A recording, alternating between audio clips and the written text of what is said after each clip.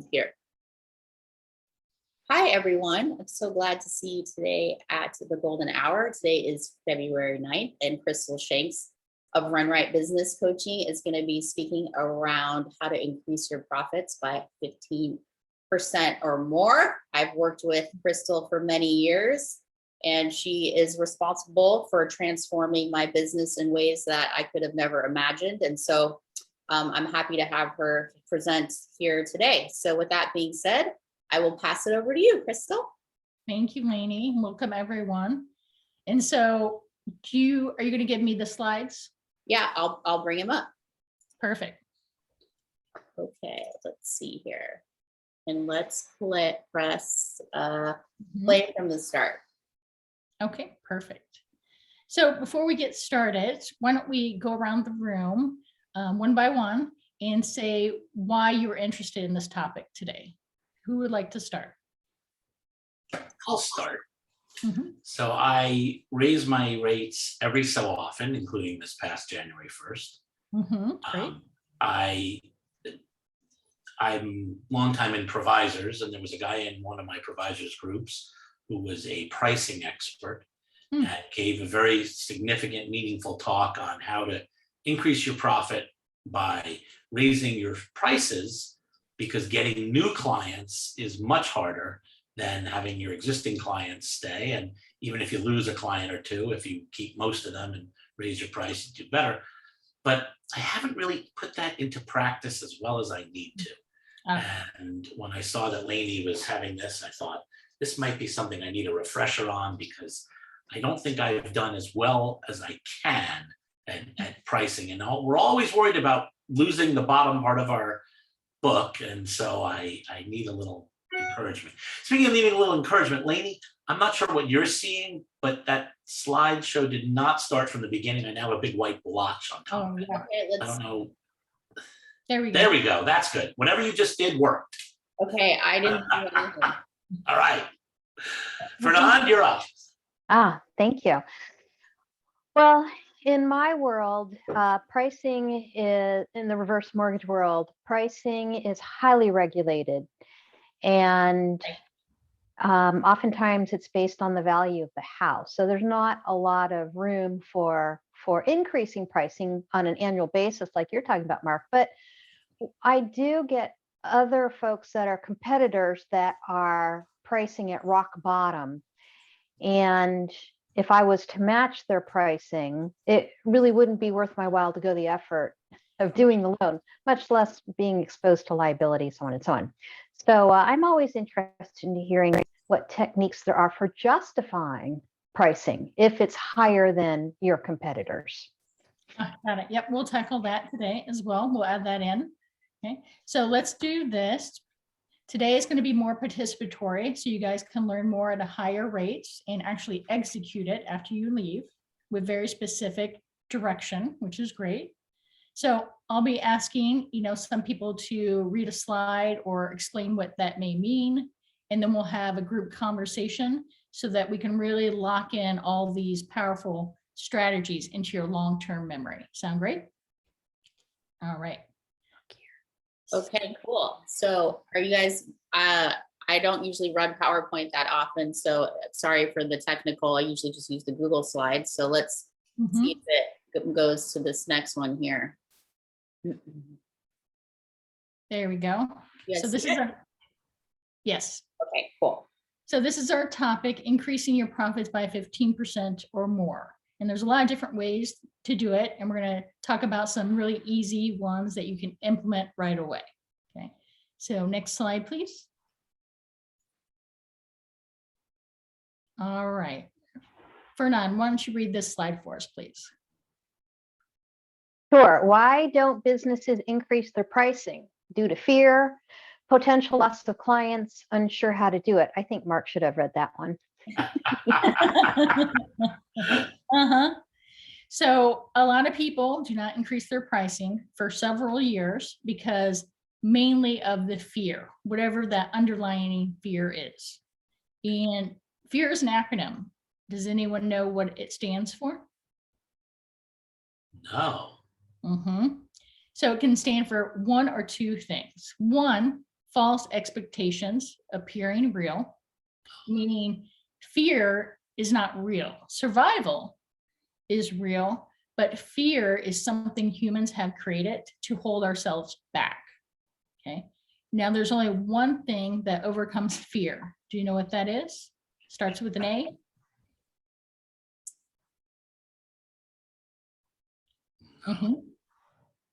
Action? Yep, that's exactly it.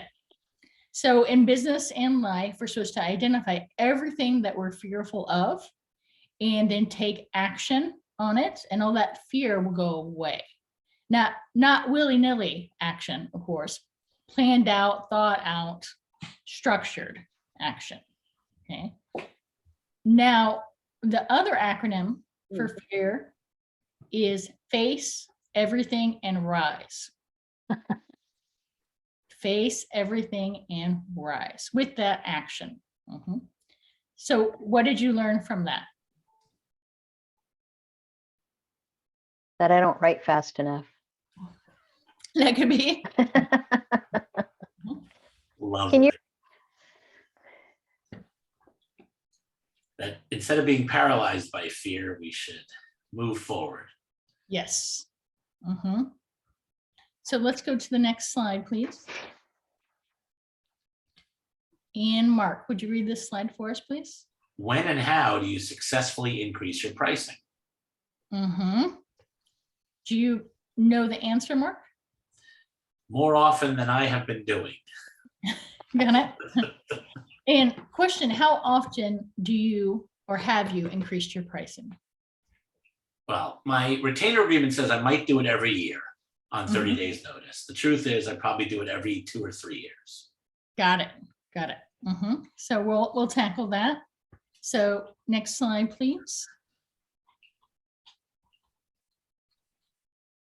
So we're going to talk about pricing first, then we'll talk about showing value for Ferdinand. So let's start with the pricing. So everyone gets what they need today to take action and get results.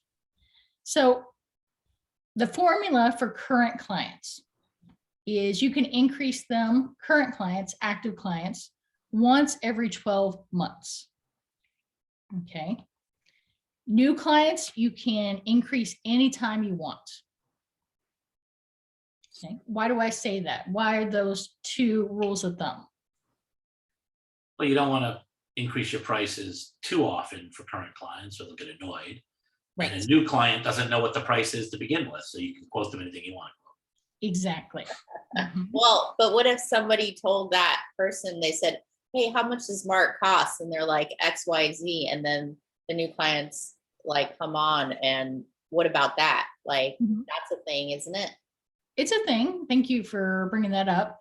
Well, when that comes up and a prospect says that, why is this person who referred me to you at this price, but you want me at this investment? And you can just say, you know, every once in a while, we occasionally have to do a nominal price investment increase to give the most value to our clients. And that client I've been with 3 years. So now new clients are at this investment rate. So what did I do right there with that language? You use the word nominal to make it seem that the investment, not the price, the investment was worthwhile. Yep. And I made it all about them so that we could give the most value to our clients. So it's not about us. We want to make it about them so they feel good about it and then can overcome that investment objection. Okay. Now, next slide, please. All right, so now let's talk specifics. Now, this is for current clients. Now, for current clients, you can only increase the pricing 10 to 15%. And this is really, really important because something psychologically happens if you go over that 15% mark, that people start to lose their mind. Literally. But if you stay within that 10 to 15%, no one will blink an eye. I 100% guarantee it every single time. Okay. I'll give you an example. Who here used to get Netflix DVD in the mail? What was that? Oh, who here in the past got Netflix DVDs in the mail? Oh. Yep. So back in the day when those DVDs were going out, they got a new CEO. And that CEO increased pricing for those DVDs by 48% or so, which was only like a couple dollars more when you really drilled it down to dollars. But people lost their minds over a $2.50 increase monthly. And they even did parody YouTube videos of it, of someone saying, I couldn't enjoy my $8 latte today because Netflix increased the price. Or I couldn't get in my yoga today because Netflix. Right. So it made a lot of people mad. That $2.50 made people very mad because the percentage was so great. And what happened is Blockbuster said, we're not going to increase our DVDs at all. Come on over. And then a lot of people left Netflix and went to Blockbuster. But if they had taken this rule of thumb, the 10 to 15%, no one would have cared. Okay. So what does that tell you so far? Tells me that my 5% increase this year was too little. Yes, yes, it was. I agree. But now we know. All right, next slide, please.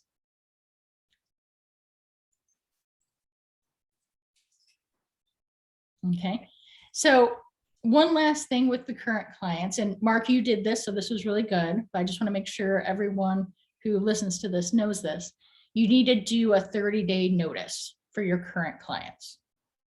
And that's a quick email, like the verbiage I just said. Hi, so-and-so, you know, every once in a while we have to do a nominal investment increase to give the highest value to our clients. Beginning on X day, the new investment is X. Thank you, and we look forward to continuing working together. We appreciate you. And I would email that so that they have that.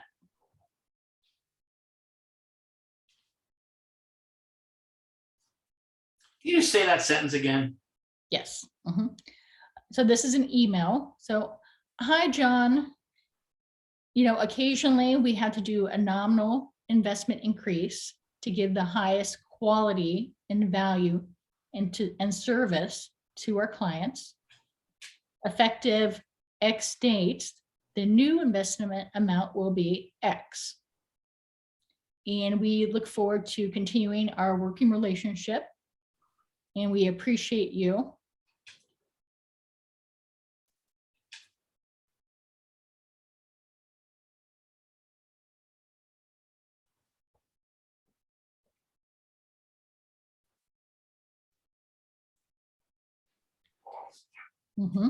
Like it. What elements stand out in that small verbiage?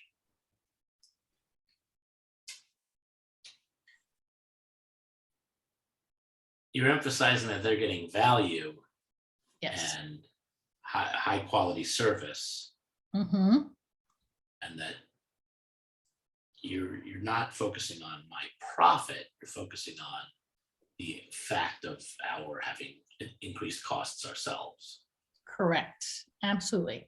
And we want it to be, the message to be short, right? We don't want a long, lengthy, overthought out. So if we overthink it, then they're going to start overthinking it, right?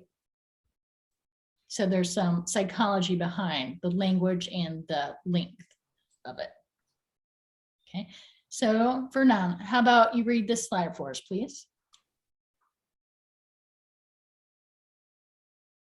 With the new clients, the sky is the limit. However, most businesses do it gradually so they can see that no one blinks an eye. Okay. What do you think we mean by that last sentence? I think it goes back to Mark's comment about a new client not paying significantly more than an existing client. Mhm. So when people do refer you and they say to the potential prospect, I pay X amount of dollars an hour, or it costs me this much. And then if you come back to the prospective client, say it's a significantly amount higher, then they're gonna think about it. Yep, About- that could be, absolutely. Thank you for that insight. So with new clients, you can charge whatever you want. It's pretty much that simple, but you have to believe it. Okay, and this is where that fear starts creeping back in a little bit. Okay, and showing the value of it, which we'll talk about the value a little bit later. So for my clients, when I'm working with them and we're working on increasing their pricing for new clients, it's kind of like a ladder. So you don't go from here all the way up to here with a huge gap, okay, from what you're normally selling, even though you could, but people have this fear of that gap. If you're charging something for $100 an hour, and now you're said, well, tomorrow I'm going to be $1,000 an hour, that gap can be a barrier to the person's mindset and enlist fear and then disbelief that they can sell that $1,000 an hour. So instead of jumping that big gap, you would go from 100 to maybe 250. And then once you've sold it and gained that confidence in the belief, then maybe you go from 250 to 430. And again, gaining that, it just happens over and over, the same cycle. Once you gain that, you sold it, gain that confidence and belief, then you can do the next rung on the ladder. Does that make sense? Why do you think that is so? That confidence you talk about, the history. I have done this task for this amount of money, this many times. I have the history. I know I can do it. I know I can do it well. You can do it so well, I can charge more money, and it's easier to increase your prices the next time. Exactly. So it has to be incremental for new clients, increasing.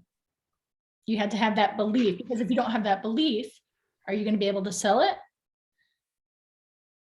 No. Because people can feel your energy if you don't believe and are confident in your pricing structure. Okay. So let's go to the next slide, please. All right. Mark, why don't you read this for us here? Help us out. No zeros in pricing. $1,000, $1,050, $1,159. Okay, Mark. So let's look at the $1,000 one for a minute. How many columns are in that number? 4. Yes, 4 columns. How many of those columns are making you money? 1. Yes. So in pricing, first you do the increase, then you go back another time looking at that increase, and you don't want any zeros in your pricing. Zeros are lazy. They do not make us any money. Okay, so you have to go back and then fill in if there's any zeros. Now with 1,000, you can't go less to 999 because we don't want to go less. You know, you do 1159 or 1565, something like that. Okay, and this is really important too from the psychology standpoint, is most people in this number are only looking at the first digit. Most people, okay, the majority, they're not looking at the 3 other columns. So to them, it still feels like $1,000. So what did you learn from that? So I had heard this before, and oftentimes when I'm pricing, I'll throw in like the date of my son's birth date, like 29, or the year I graduated from college, which I'm not going to share right now. just to make it interesting. And I've actually had people 42? actually had people comment on that. And I find it entertaining. Yep. How about you, Mark? What? We don't have zeros. No zeros. No. Zeros are lazy. Yeah, And 625, 525. those extra 3 columns over the year compound and make you a lot of profit over 12 months, which you wouldn't have if you just had $1,000. Okay. So we're going to shift gears a little bit here, Fernand, and we're going to talk about value, selling value. Okay. So especially when you're in a very competitive market like you are. Okay. So the definition of value is where price meets benefits. The definition of value is where price meets benefits. So if you show the benefits of working with you, they will see the value and they will pay the price. Okay. So value is where price meets benefits. So you want to show the benefits, then they'll see the value and pay the price. Okay. So now let's talk about, if that's the formula, there's a lot of things we can do to show value. Okay. So do you guys in your marketing focus on benefits or features? Benefits. Why? Well, in my world, I'm trying to solve a problem. And so when I respond with a proposal, I put the solution to the problem in the proposal, which are the benefits. So the folks know by traveling down this road, they'll solve that problem and they feel confident that this is their solution. Right. Yes, people buy benefits, not features. They want the features there, that how it works, the structure, but they really are buying benefits. So we really need to focus on our marketing and when we're dealing with prospects on the benefits. Okay, that's number 1. Can you give an example of that? Yes. Okay, so why do parents give their 12-year-old daughter a $1,000 cell phone? So they can keep track of where she is. Yes, they can contact her 24/7. So the feature is how and the functions of that cell phone. Okay, how it's built and how it works. The benefits is they can reach her 24/7 no matter what. Okay, I'll give you another example. So why do some restaurants stay open till 2 a.m.? Because people are drinking. It could be, yeah. So go ahead. No, I was laughing. Oh, okay. So the feature here is the 2 a.m. The benefit is that people can eat late. Now, let's give an example specifically for high-end service, since everyone here today is high-end service. Okay. So if you put in your marketing, I have, 25 years of experience. Okay. So the features 25 years. What's the benefit of that to the prospect? Well, hopefully you're not learning the same thing over and over again every year for 25 years. Yes. So it says that you're credible. If you've been doing this 25 years, you probably know the ins and outs of your industry and you're credible in the prospect's mind.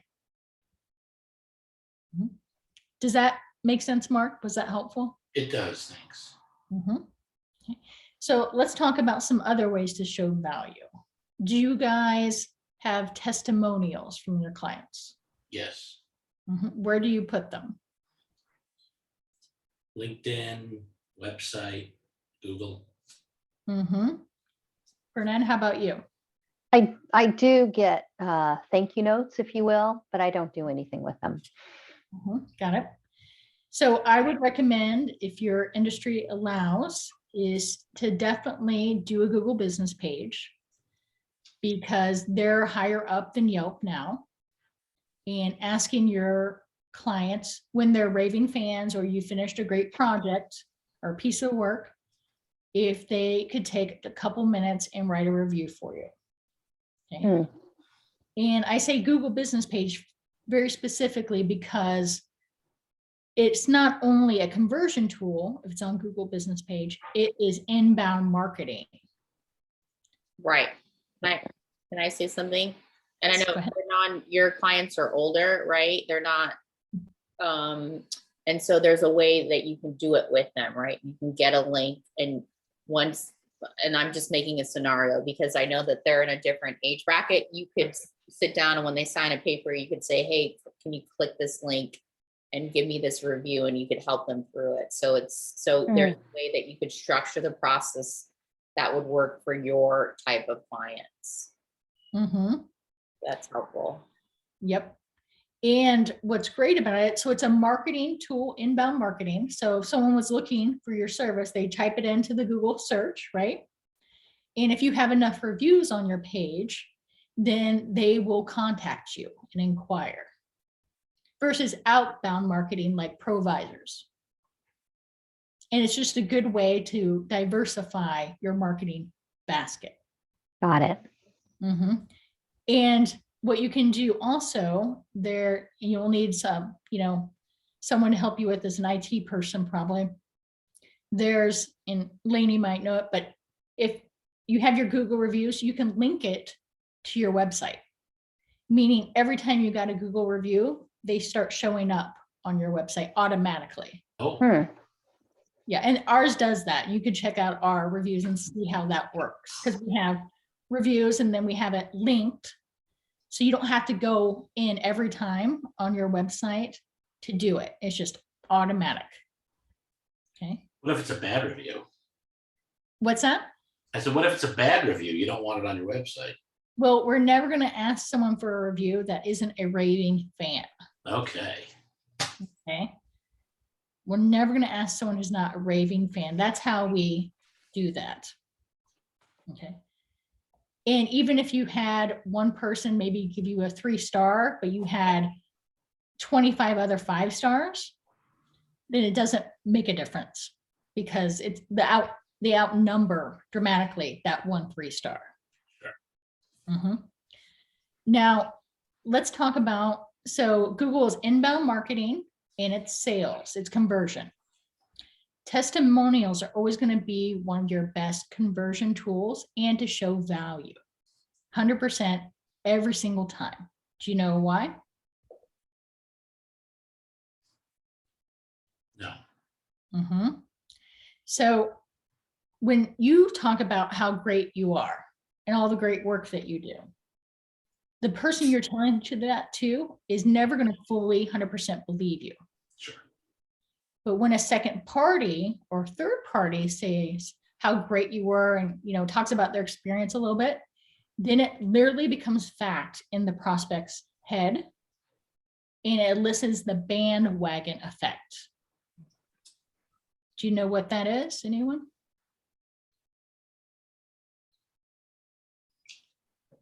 Seems obvious. If other people like you, then I should like you too. Yes. If all these other people are getting these great results, even though I don't know these people. How did Maureen McAvoy never bring you into provisors? Oh, she did, but it was at a time when we were trying to find a house and get everything settled. Yeah. So at that time, I wasn't ready. I'm ready now. You should join my new San Diego group. It's all Zoom all the time. All Zoom all the time? I'll have to consider it. You'll have to send me the link if you will, or get my email from Lainey. Yeah. That'd be great. I sent you a LinkedIn request. So I mean, what we do in provisors most of the time is give one another testimonials, right, which makes people look good. And if they see that, well, if Lady Silverman likes them, they must be good. Yep, absolutely. So here's the thing. Remember back in the old days, like the 60s, 70s, 80s, when there was door-to-door salespeople selling encyclopedias, cookware, vacuums, you name it. Sure. So all those salespeople in their specific area knew each other. Okay. And there was a saying amongst them.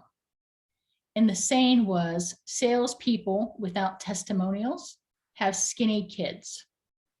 Because they weren't making as much as the people who were using testimonials. Huh. Yep. People who don't use testimonials have skinny kids. Okay.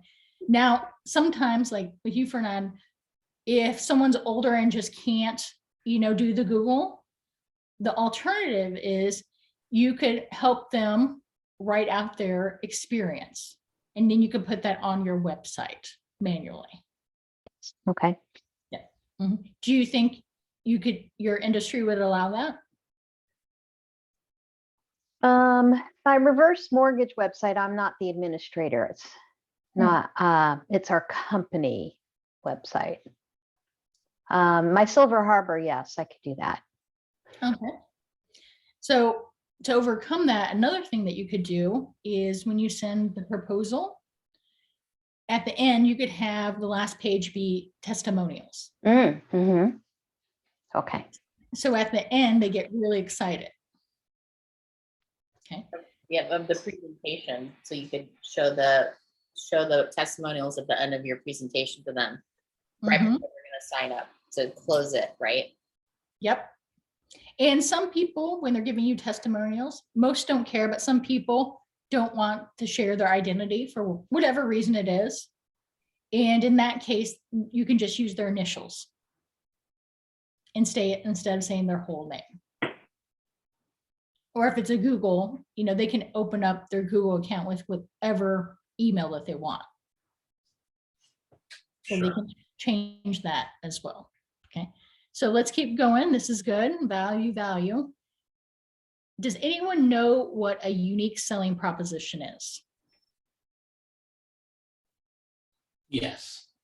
What is it, Mark?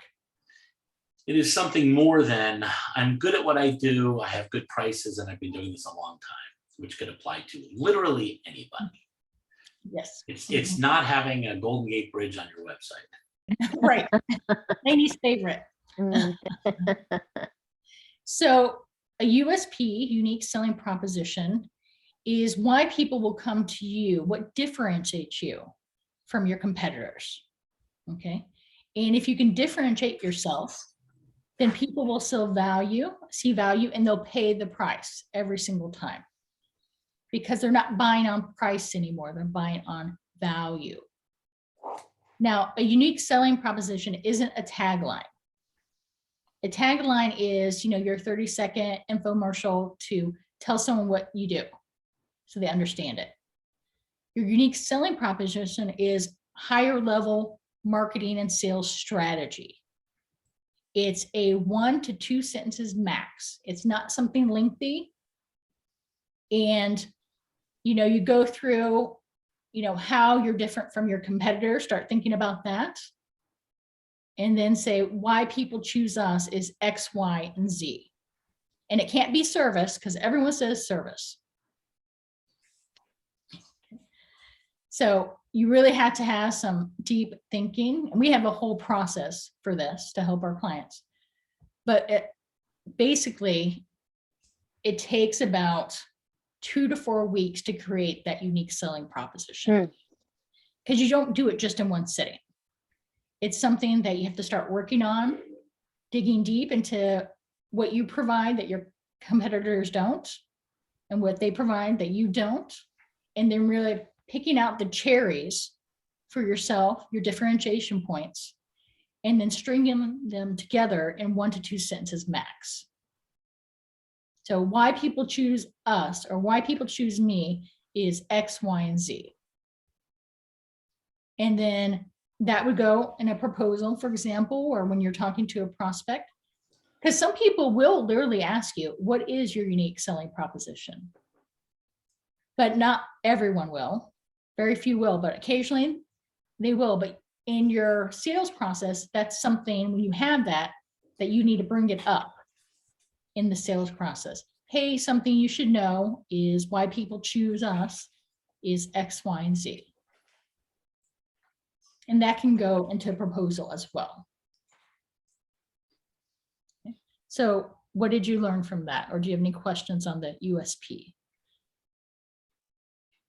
Well, I just love that so much because in a sea of, not everybody does the same thing, right? But you're in like the same marketing category, you're in the same lawyer category, or same banking or, reverse mortgage category. And I always tell my clients 20 years, 10 years doesn't share the value. So I love how this really makes you stand out, because all three of us are top of our game and can help our clients. And I feel like it's so great when we get hired, because I know that we're all going to do a great job.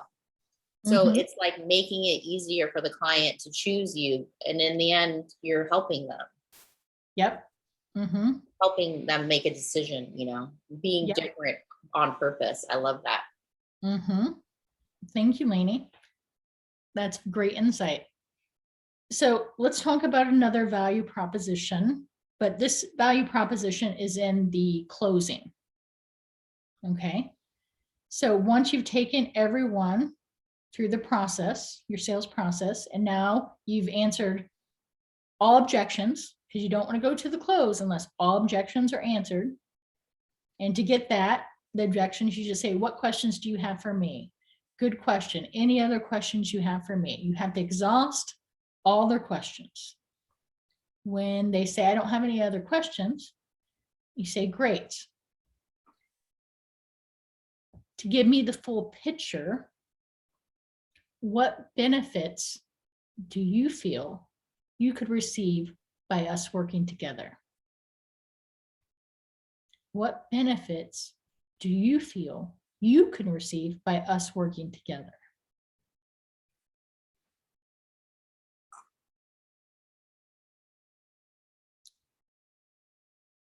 When you ask that question, then you become silent and you let them talk, because they're literally going inside their bodies and closing themselves on you versus you closing them. So it's now their idea. And they're talking about how great you are. Now, once they've answered, you're going to ask them again, any other benefits, big or small? I don't want to miss anything today. Any other benefits, big or small? I don't want to miss anything today. Now they're going to go deeper inside themselves and really get closed on you and excited about it.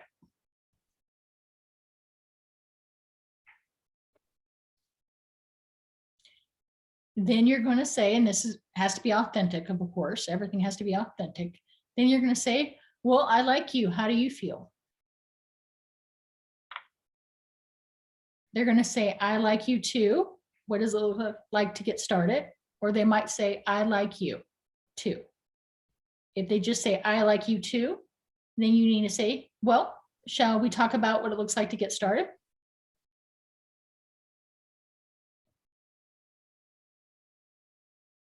Well, should we talk about what it looks like to get started? They will say yes. And you're going to say, it's super easy to get started. The first thing that we need to do is the contract and what the investment looks like. And that's going to be the easiest part of all of our work. So let's do that first.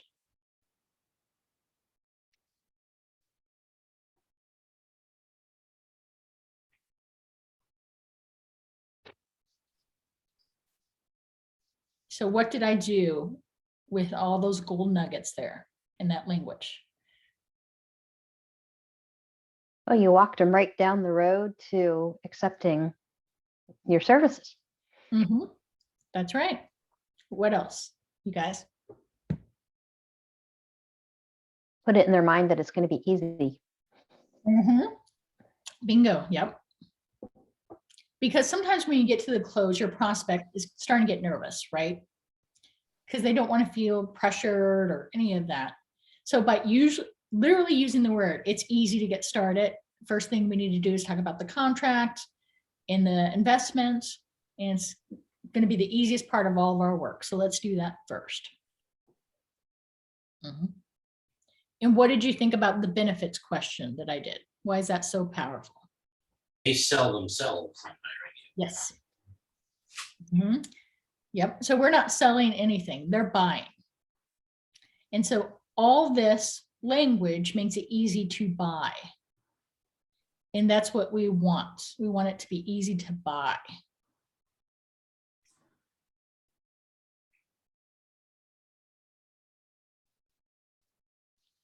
All right. So let's start winding down a little bit. I want you to think in your mind, you know, what you've learned today that you can actually apply. And so this will be your homework after our session today.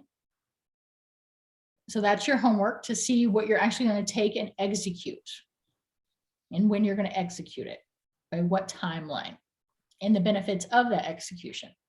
Okay. So now we're going to do our number one learning, and everyone's going to share. So write down your number one learning and why, and then I'll call on each person one by one, and you'll share your number one learning and why, so we can learn from each other as well and collaborate. Okay. Lainey, do you want to go first? Sure. Let's see, what's my number one learning from this talk? I really liked the reminder of the quickest way to move through fear is action.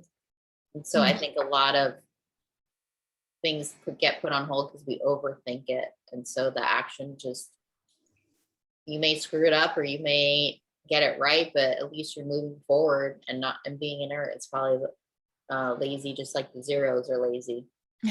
That's right. I like it. Good learning. Thank you, Lainey. You, great presentation. Thank you. Mark, how about you? Communicate leanly, briefly. Don't belabor it, and then they won't overthink it. Right. Very effective. Fernand? I like the don't raise prices more than 10 to 15% because your client won't blink an eye.